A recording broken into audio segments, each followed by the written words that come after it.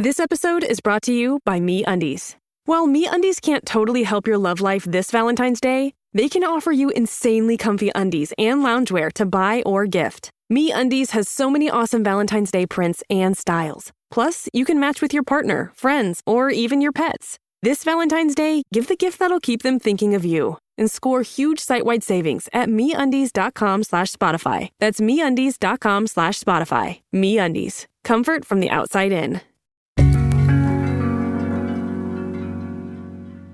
He came to me and asked, he's like, I want to ask your mom to marry me. Would you be okay with that? And at that point, I was a young adult. I was 25, 26. So I said, I would love that. My mom moved back to Texas. She left me in California. I mean, just seeing them together. I mean, they were literally like all over each other. So it was like, get a room already, From the Boston Globe and PRX, this is Love Letters. I'm Meredith Goldstein.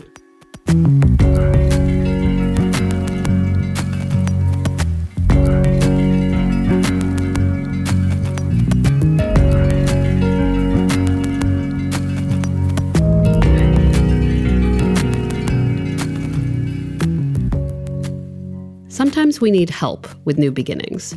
We may have the courage to move on to a new experience, but we need support. We need a guide, a doula, if you will. When I need a hand, I often get it from my sister, Brett, or from my close friends. Today's story is about a woman who found inspiration for her new beginning in the most natural place, from her mom, who showed her how to keep your heart open to new love, even when it seems overwhelming. My name is Letitia. I live in Los Angeles. I'm born and raised in Los Angeles. I'm 49 years old, and I am on my second career as a nurse. When Letitia entered adulthood and started thinking about love, she imagined finding someone like her dad. She'd lost him to complications from an illness when she was just 16. They'd been close.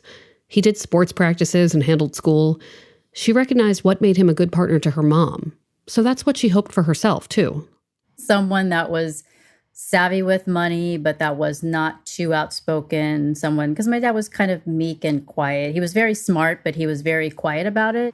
Someone who's going to, love me unconditionally, who's going to take care of me, who's going to partner with me, who's going to want to travel with me. Letitia has one serious relationship toward the end of high school. It's serious enough that the guy actually proposes. And I had to say no because I'm like, I'm 18. I don't even know who I am yet. You don't know who you are. I don't know if I'm going to like you in a year. I just lost my dad at that point. I'm making new friends in college. It's not that I don't want to be tied down, but it's like I'm trying to find out who I am right now. Like, who am I without my dad right now? She doesn't date much in college. She's working 2 jobs and has other priorities. Letitia then moves from LA to San Francisco, and at 25, she starts to date around a little. At the time, Letitia is working in advertising. One day at the office, she meets Larry. He's the new guy. I had already been there maybe about a year, and then he started, and he literally was in the office next to me.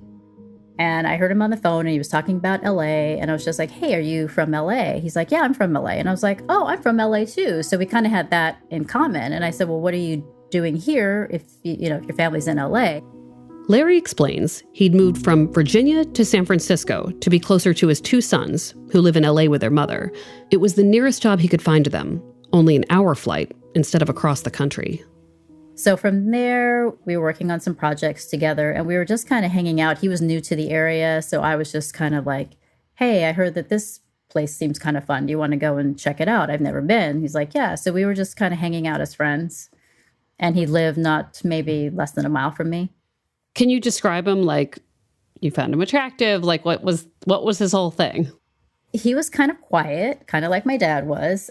He was funny, but not like laugh out loud funny, but just kind of like witty in some of the things that he would say.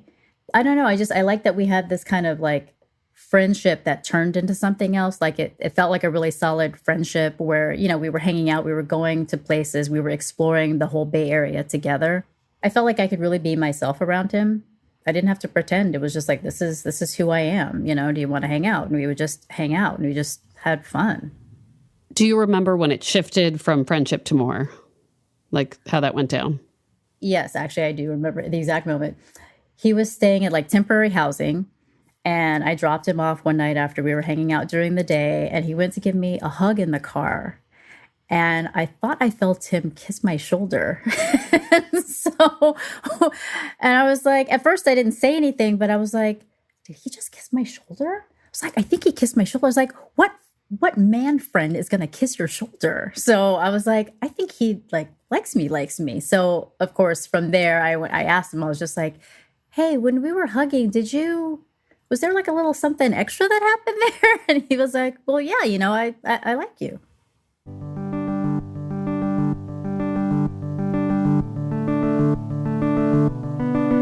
For those listeners keeping track, yes, you will notice that this is the second meaningful, emotionally loaded shoulder kiss we've heard about this season.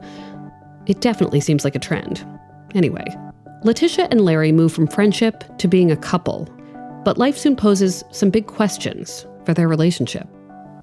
So we were in Oakland at the time, and I kind of always knew that Oakland was a pit stop for him. He was trying to get back to LA, and he ended up getting a job down in LA. And he asked me, he was like, how would you feel about moving down to LA with me?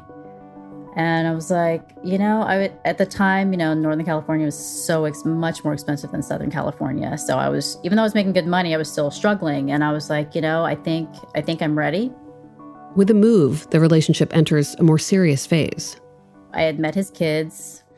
I'd even met his ex-wife, because it's like, I'm going to be in the kid's life. I need to know the family. I had met his entire family, over different holidays. So it just kind of progressed where it's like, yeah, you meet the parents, you meet the families, and then it goes from there.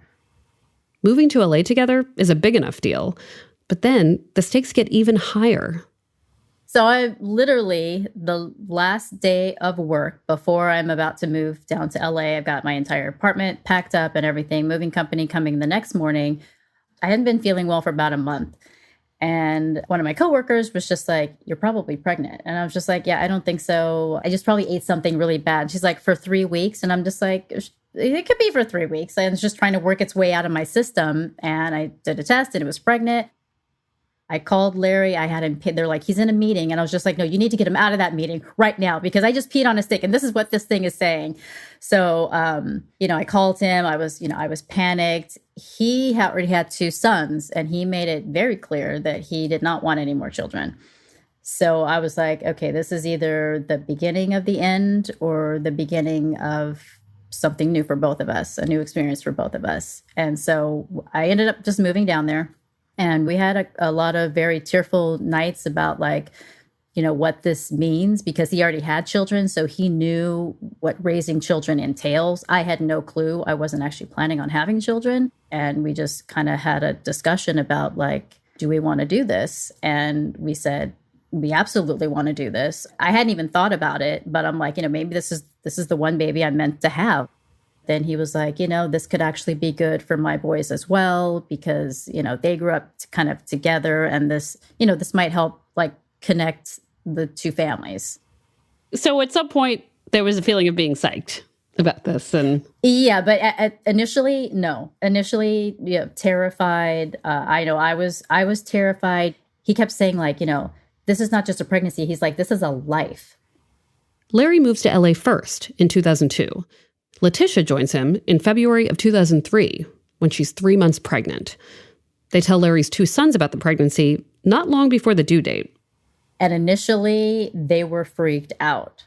They couldn't understand. It's like, well, you guys are living together and you're not married, and now you're going to have a baby. So they didn't really understand. It's funny because now as adults, they get it. But it's like back then as teenagers, they were 14 and 16 at the time. It was very, very awkward at first. And so I remember dropping them off at school one morning, and I was visibly showing, and they kind of started to ask questions like, well, what does it feel like when it's kicking? What kind of name, what name are you going to consider for him? Is it going to be one of those kind of eclectic names, or is it going to be one of those unisex names? So they started kind of asking questions. Their son, Quincy, is born that September. Larry's other sons' names start with R and S, so this makes it QRS. Letitia and Larry find their domestic rhythm. Once he was here, His brothers really embraced, like, okay, it's another boy. Like, we can teach him this. We can teach him how to hit a baseball. We can teach him how to throw a football. You know, like, they were like, this is a kid that we can mold and shape. You know, he's part of our lives, you know? For Letitia, all of this comes together unexpectedly, but beautifully. We had moved into the house that I actually grew up in. So we were, you know, kind of just working on the house and doing all of that and just living there. You know, we had a backyard and we would have friends over. So we had this really, really great life. Now we had some, you know, some ups and downs as most couples do with, you know, the money and working and schedules and all of that. So we had a lot of that. But for the most part, we were pretty happy. And then in 2012, Larry gets sick with a virus.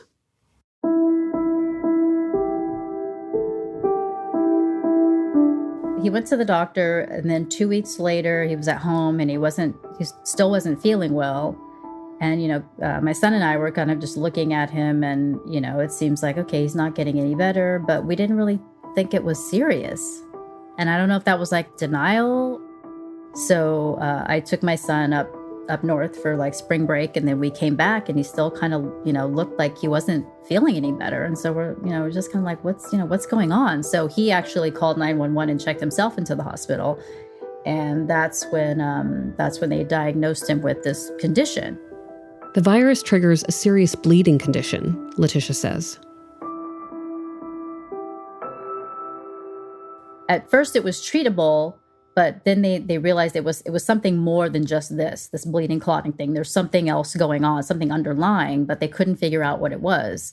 And by the time they figured out what it was, we had a meeting with his 4 sisters. And the doctors asked, like, well, this is serious. His liver's failed, his kidneys are failing. The really only organ that's still functioning is his heart.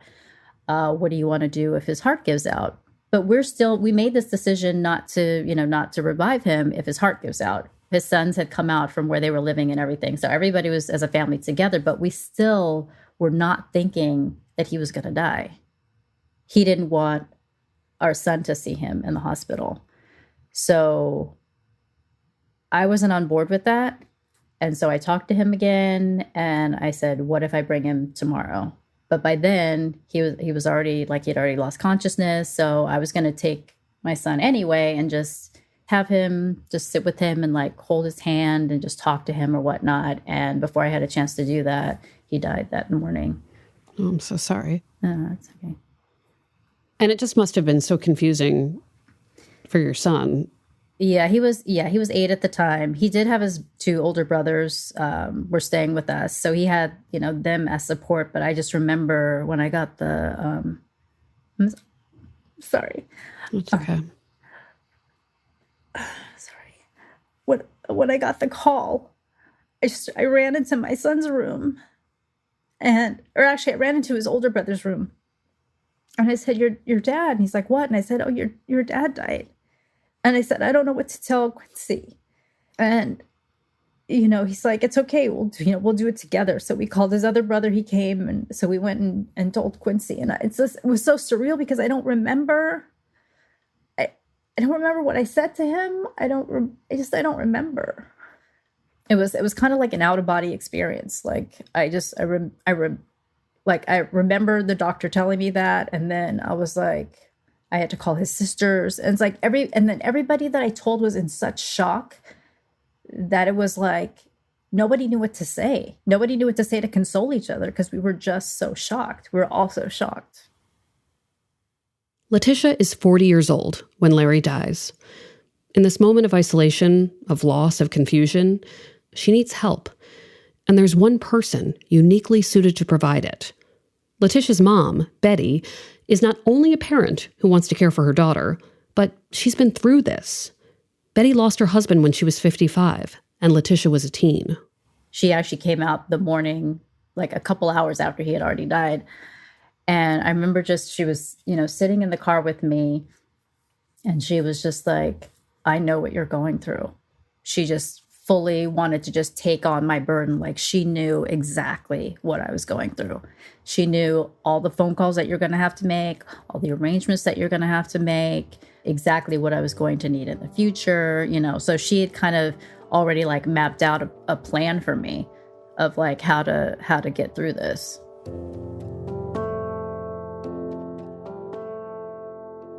One of Letitia's big questions is, will I ever find joy again?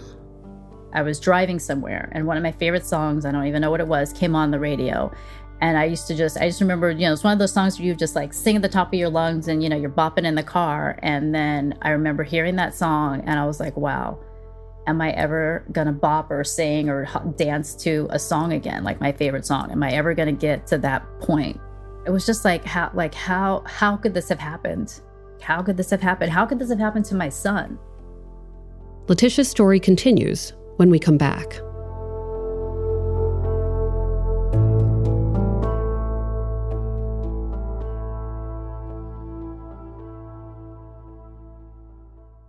Here at Life Kit, NPR's self-help podcast, we love the idea of helping you make meaningful lifestyle changes. Our policy, don't be too punishing on yourself or too grand in your goals, which is why we've got shows on how to help you make little nudges to your behavior and create habits that stick. Join Life Kit to get the tools you need. Listen to the Life Kit podcast from NPR. We're back. So there's a reason that Letitia's mom, Betty, shows up like an expert, ready to guide Letitia in this journey of grief and living. I mentioned at the start of the episode that Letitia lost her dad when she was 16. He got sick when she was around 12 with a circulation problem and eventually COPD. So her mother had been in this exact position, a young widow with a child facing a scary future. Now, thinking back, Letitia remembers seeing her mom push forward during that time, day by day. She was sad, but she was a tiny little woman, but she was very strong.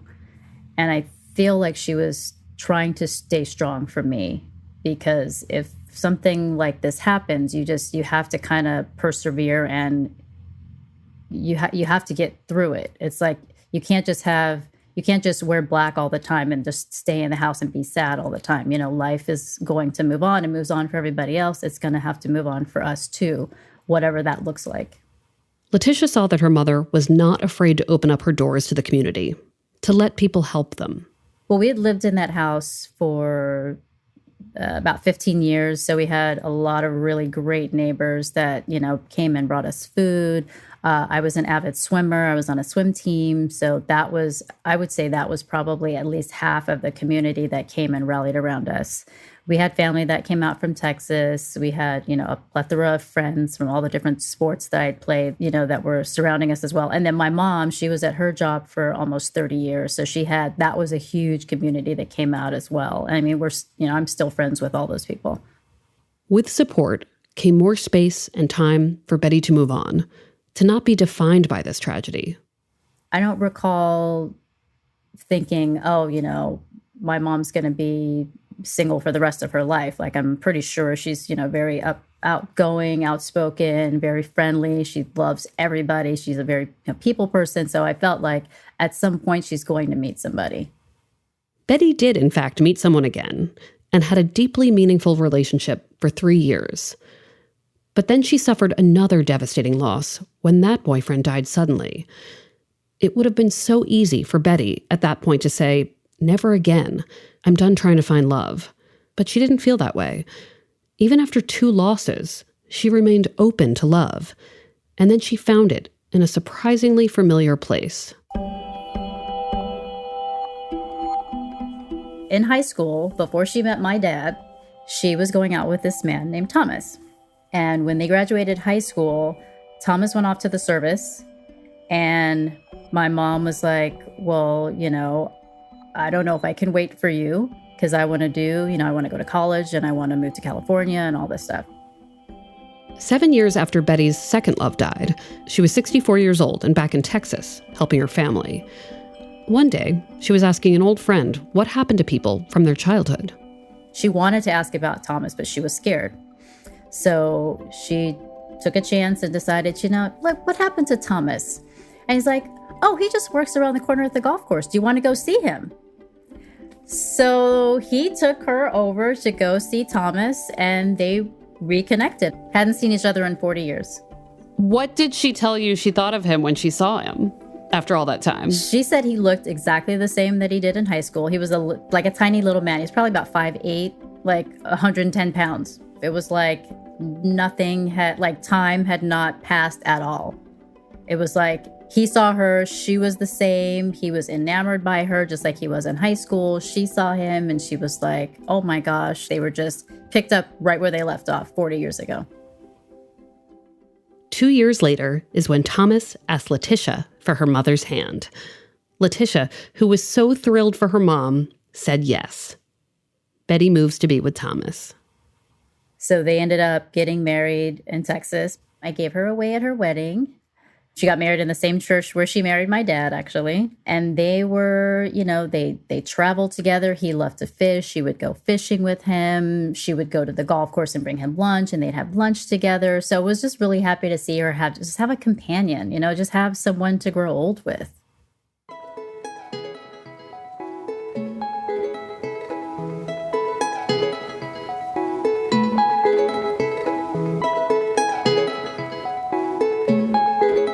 And this brings us back to Letitia's story. As Letitia deals with these very nonlinear stages of grief after losing her partner Larry, her mom's process and happy ending are in Letitia's mind. Letitia, now a 40-year-old widow, begins to follow her mom's example. She lets the community in. They were like, what do you need? What does Quincy need? And I was like, he's going to need some dress shoes for the service. And they're just like, great, what size? What can I get? Like, they were just so like, what can I do? What can I get you? What do you need?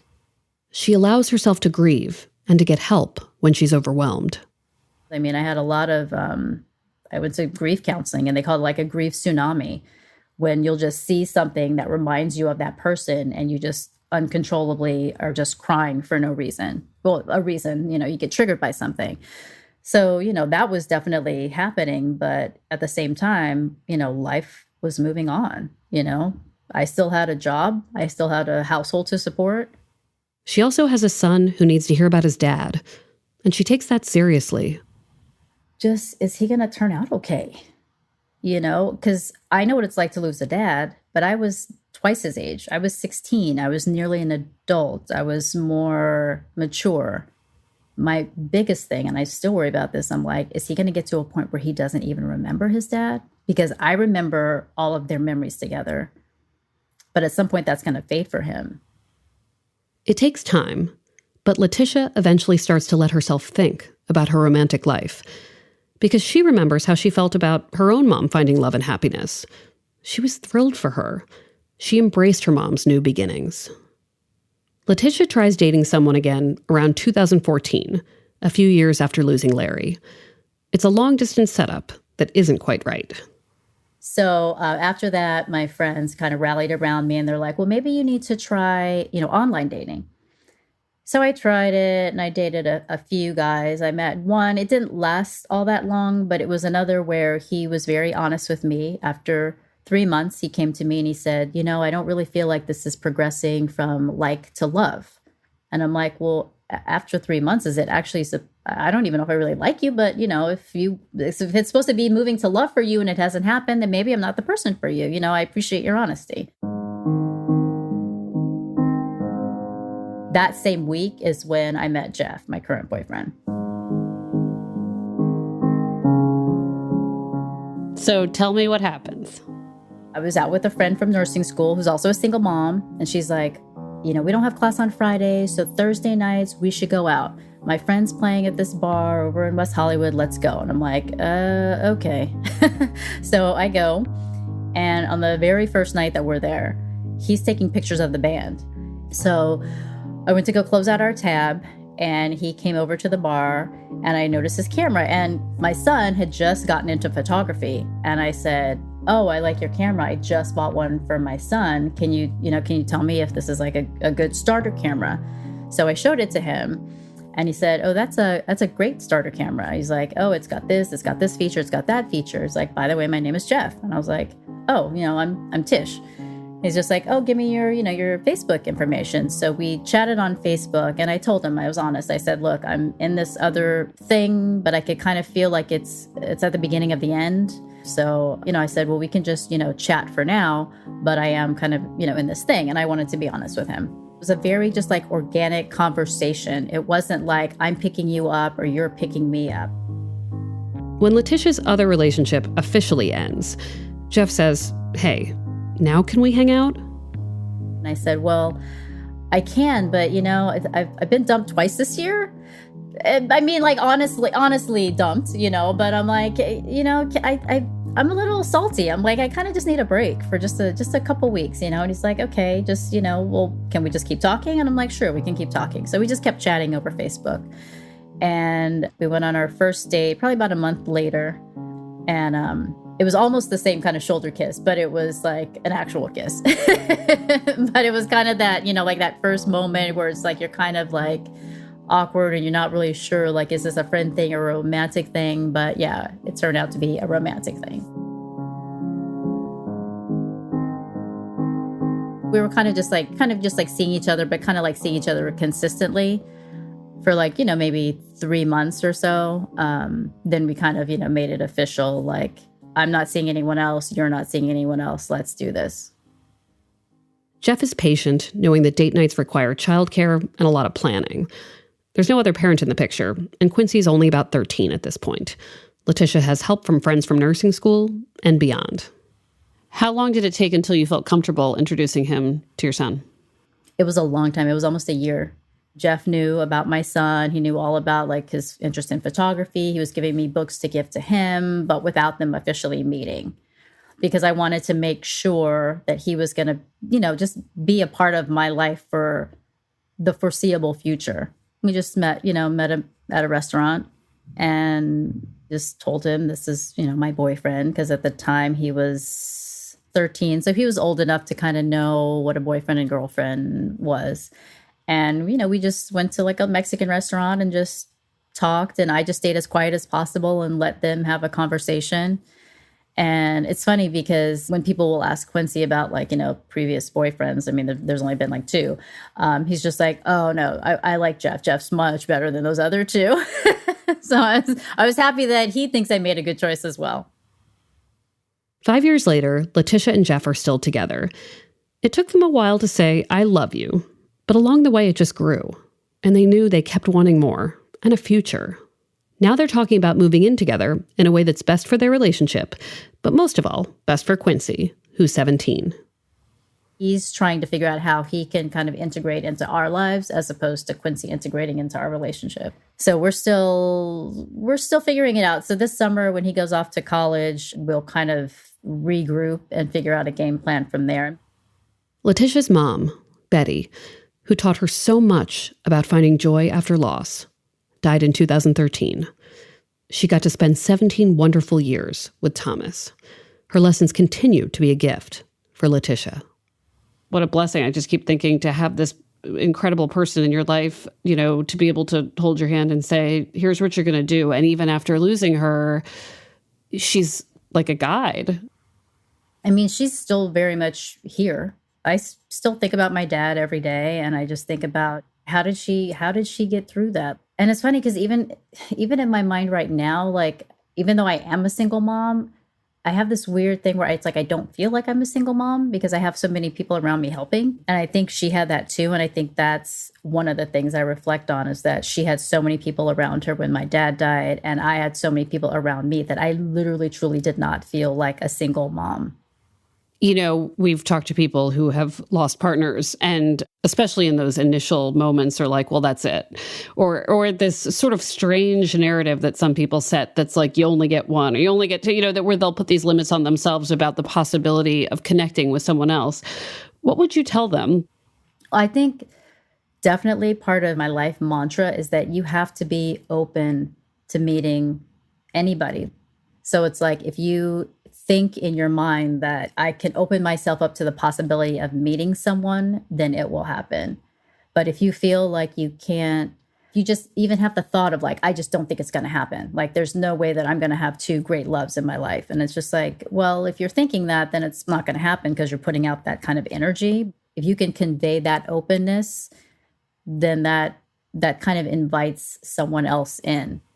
Another thing I've heard from people is this sort of like loyalty to who you've lost, right? Well, if I do find love again, does it say something about the love I had, or does it minimize the importance of that relationship? Was that ever a conversation with you and your mom about, especially with her having been with your dad for so long, of just like, I must honor this relationship by locking myself in the house? Like, that wasn't part of the narrative. No, and she always would say that my dad is like a piece of her. Like he will always be obviously a part of her life. She always was just like, he's always going to be your dad. He's always going to be part of your life. He's always going to be part of my life. And me moving on to be with someone else doesn't mean I love your dad any less. Yeah. And it's the same thing, I tell my son now, and I was just like, even though I'm with somebody else, I still loved your dad. I loved what we had. I loved the family that we had together. Thank you so much for telling your story. No problem. I hope this touches somebody in a good way. Love Letters is a production of the Boston Globe and PRX.